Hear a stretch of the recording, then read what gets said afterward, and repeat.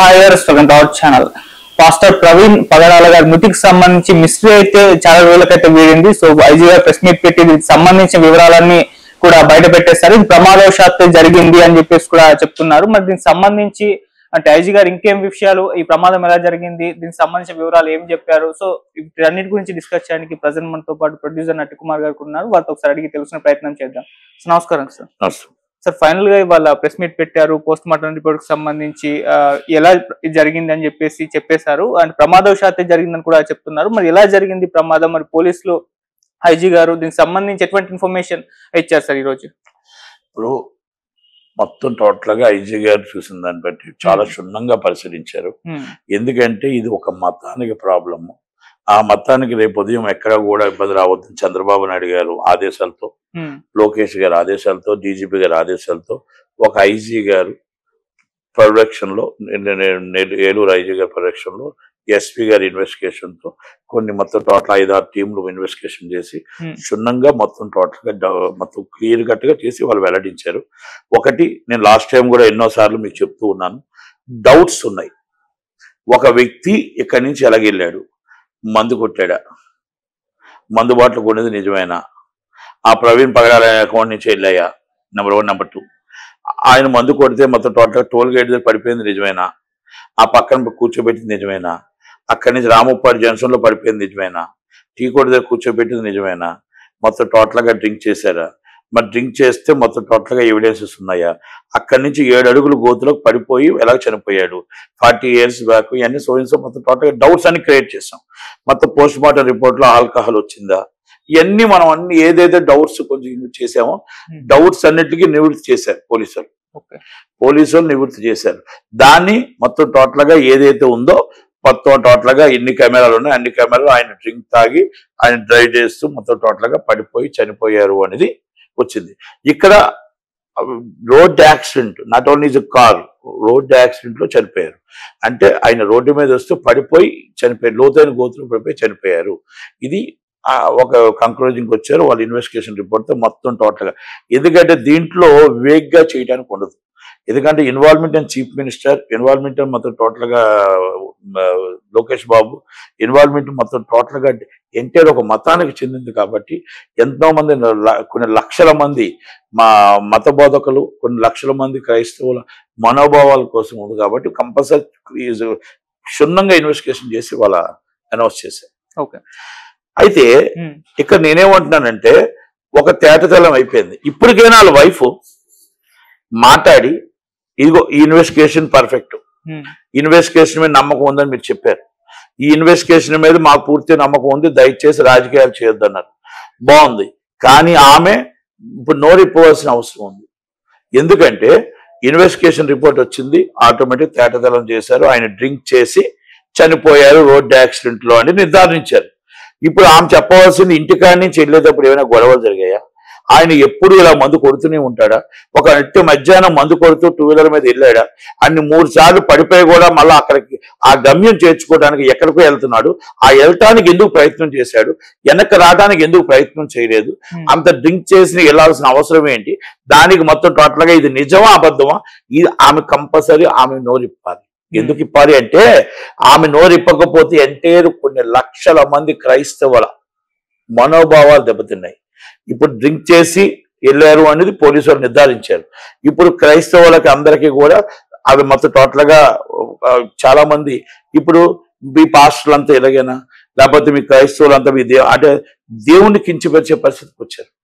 అది చాలా చాలా చాలా ముందు ఇమ్మీడియట్లీ, అందుకని ఇమ్మీడియట్లీ మీరు చెప్పాలి. ఎందుకంటే క్రైస్తవ మత బోధకులు కొన్ని నియమావళులు ఉంటాయి, ఆ నియమాలు తీసుకొని బోధించేటప్పుడు మీకు కొన్ని లక్షల మంది మీరు అభిమానించే వాళ్ళు ఉంటారు. వాళ్ళ కోసం కొన్ని మీ అలవాట్లు వదులుకోవాలి, వాళ్ళ కోసం మీ కొన్ని సొంత ప్రయోజనాలు వదులుకోవాలి. ఎందుకంటే దేవుడి కోసం మనం పనిచేయాలనుకున్నప్పుడు, దేవుడి కోసం జీవించాలనుకున్నప్పుడు, దేవుడి కోసమే ఉండాలి అనుకున్నప్పుడు ఇలాంటివి కొన్ని దూరం చేయాలి. ఇది నిజం అంటే రేపు ఇది అబద్ధమా నిజమా చెప్పవలసిన బాధ్యత ఆమె మీద ఉంది. ఎందుకంటే మీరు నాట్ ఓన్లీ మీ హస్బెండ్, క్రైస్తవులందరికీ కూడా తెలియపరచాలి, తెలివి చెయ్యాలి.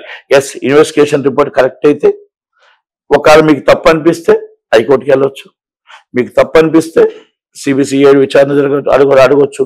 మీకు తప్పు అనిపిస్తే సిబిఐ విచారణ అడగొచ్చు. తప్పు అనిపిస్తే రీపోస్ట్ మార్టం అడగొచ్చు. ఏమైనా మీరు అన్ని అడగొచ్చు.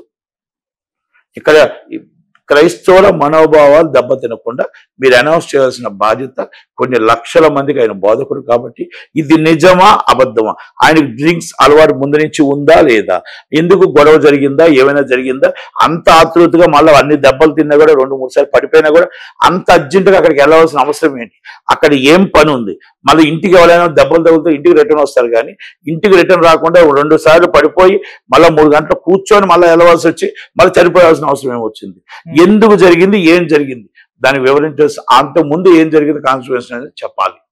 చెప్పవలసిన బాధ్యత ఉంది. పోలీసు వాళ్ళ బాధ్యత తీరిపోయింది.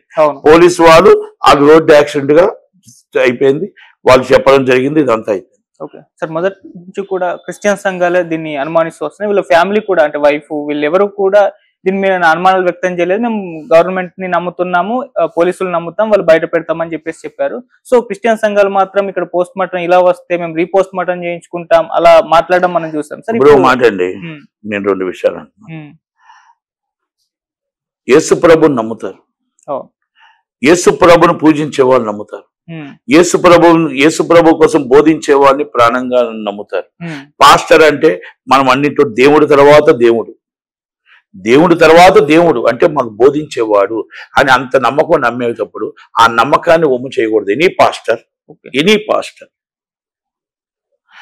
మనం పూజారైనా, మన ఎవరు ముస్లిమ్స్ అల్లా దగ్గర ఉన్న పూజారైనా, Hindu or Muslim or Christian, ఎవరైనా కొన్ని నియమాలు నియమకాలు ఉంటాయి.